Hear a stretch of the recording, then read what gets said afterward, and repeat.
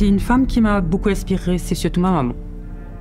Elle n'est pas dans ce métier, mais en grandissant avec ma maman, c'est voir son courage, parce que j'ai perdu mon papa très tôt.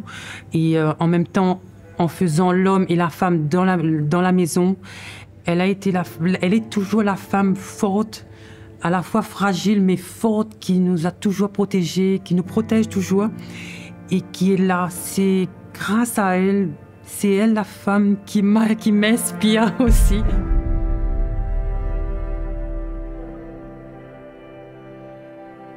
Alors depuis de longue date, la SPS est engagée dans des initiatives pour réduire les inégalités entre les femmes et les hommes, et que l'AFPAR est pleinement mobilisée pour la Journée internationale de la femme.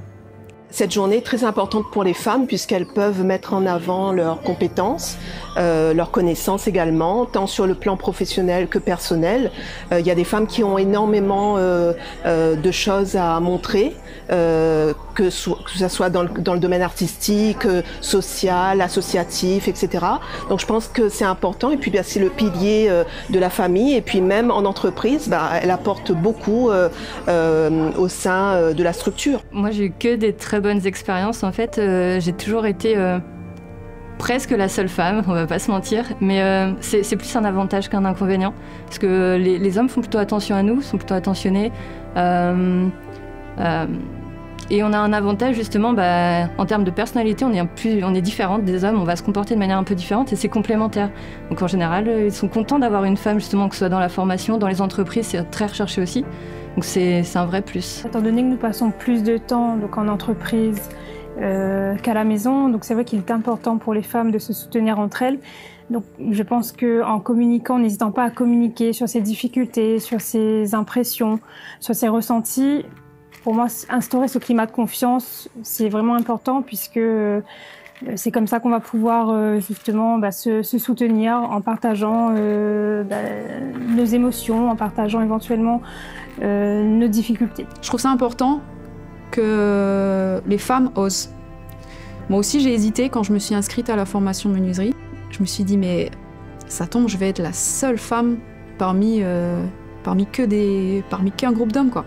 Et c'est vrai que ça peut freiner certaines personnes, en fait. Je pense qu'il faut juste oser, se permettre. On a envie de faire quelque chose, c'est pas parce que c'est censé être réservé à une certaine catégorie de personnes, à un certain genre, qu'il faut se refuser de faire ce qu'on a envie. On a envie de faire quelque chose, faut faire quelque chose qui nous plaît et juste oser. La question des femmes au poste de direction est à mon sens ni nouvelle, ni propre à la SPL. Si dans le privé, la proportion des femmes aux fonctions de direction peine à évoluer, ce n'est pas le cas de notre structure. Ainsi, notre société est présidée par une femme qui défend pleinement l'institution AFPAR. Par ailleurs, au niveau du CA, conseil d'administration, nous avons 5 femmes pour 2 hommes. En interne, notre management intermédiaire est constitué principalement de femmes. Les derniers recrutements à des postes clés, tels que RH et DAF, sont et seront assurés par des femmes. Donc la question de la représentativité des femmes dans les postes de direction ne se pose donc pas à l'AFPAR. Je dirais que je suis inspirée au quotidien par des femmes qui m'entourent.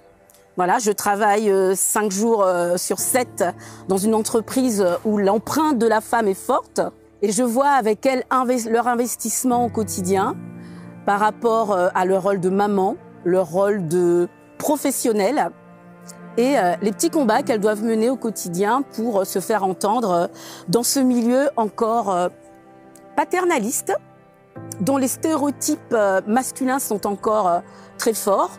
Donc voilà les femmes qui m'inspirent, celles d'hier, celles de toujours comme une mère, et celle d'aujourd'hui, mes collègues. Alors, quelle femme vous a inspiré? Obligatoirement, je dirais, c'est ma mère, qui déjà, à son époque, a cassé le code.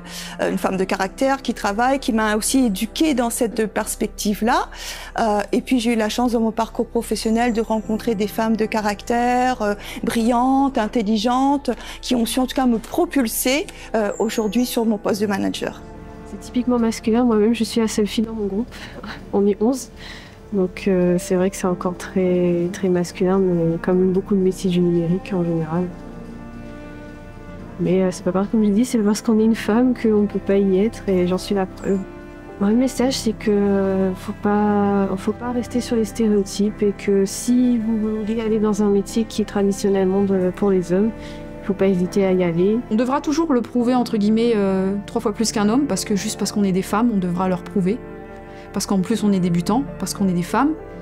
Donc on devra toujours le prouver plus. Mais une fois qu'on se sera bien vendu et qu'ils auront vu le travail qu'on est capable de faire, ils reviendront pas en arrière et ils regretteront pas leur choix.